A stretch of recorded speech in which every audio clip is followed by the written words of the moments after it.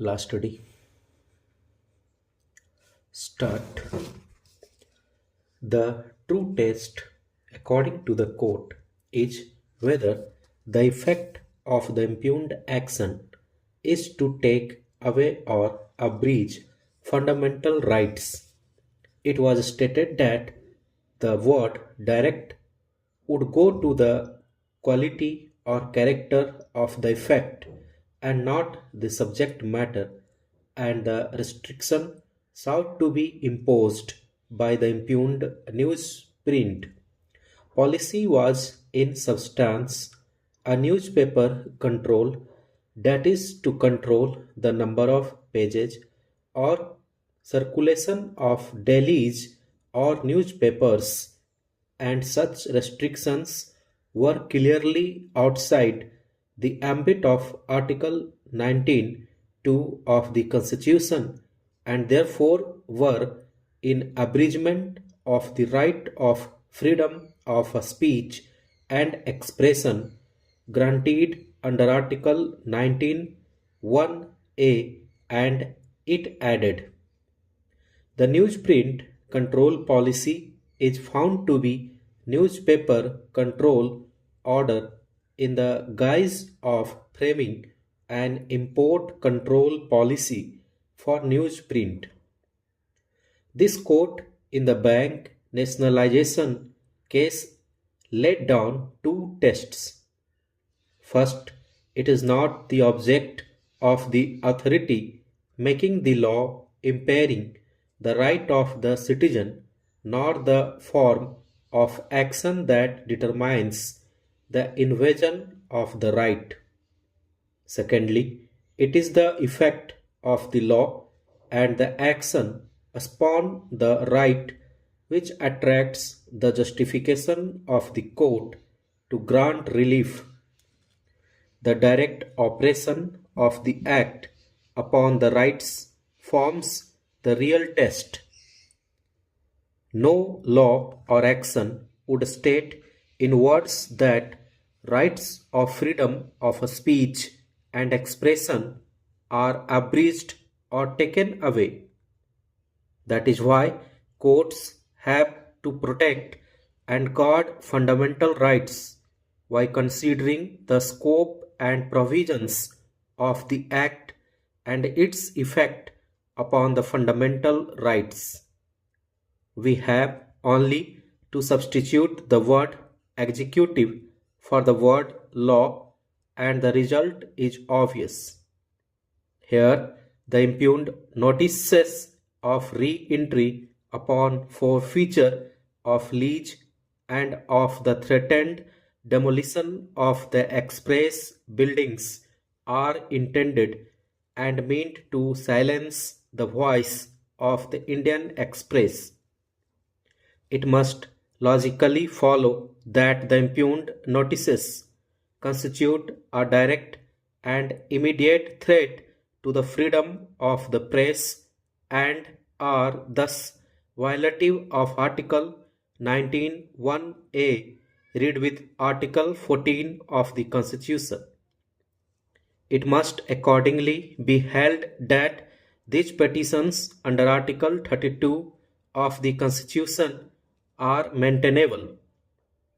This decision in Express Newspapers Private Limited was rendered by a three-judge bench of the Supreme Court. While the said decision, the Supreme Court held that the action taken by the then government against Express newspapers was mollified and politically motivated.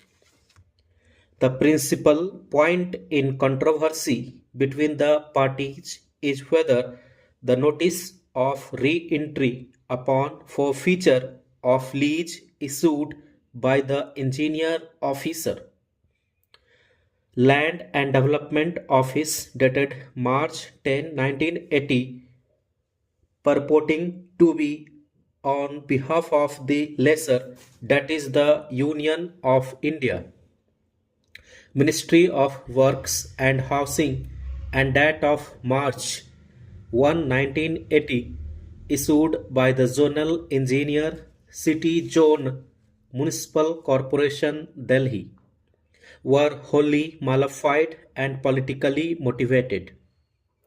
It is a sad reflection on the state of affairs brought about during the period of emergency, which brought into existence a totalitarian trend in administration, and I do not wish to aggravate any of its features by unnecessary allusions.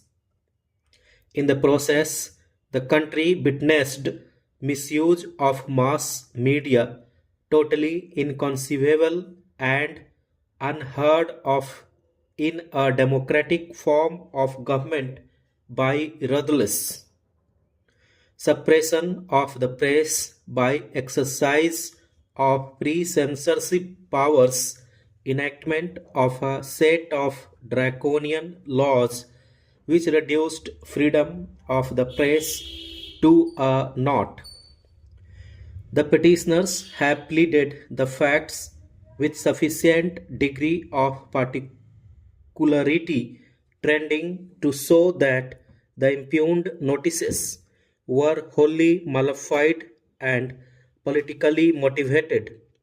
Malified because the impugned notice of re-entry upon forfeiture of lease dated March 10, 1980, issued by the Engineer Officer, Land and Development Office under Clause 5 of the Indenture of Lease, alleged breach of clauses 2 within bracket 40 and 2 within bracket 5, which in fact were never committed, and the notice by the zonal engineer, Buildings City Zone Municipal Corporation for demolition of new express building where the printing press is installed under sections 343 and 344 of the Delhi Municipal Corporation Act were really intended and meant to bring about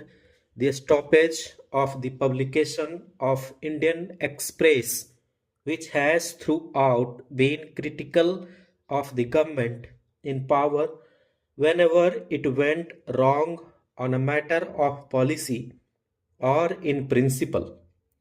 Also malified because they constitute misuse of powers in bad faith, use of power for a purpose other than the one for which the power is conferred is malified use of power.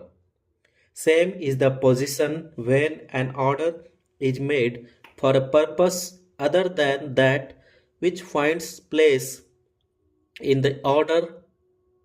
In the facts and circumstances, I am constrained to hold that the impugned notices dated March 1, 1980 and March 10, 1980 were not misused bona fide in the ordinary course of official business for implementation of the law or for securing justice, what were actuated with an ulterior and extraneous purpose and thus were wholly malified and politically motivated.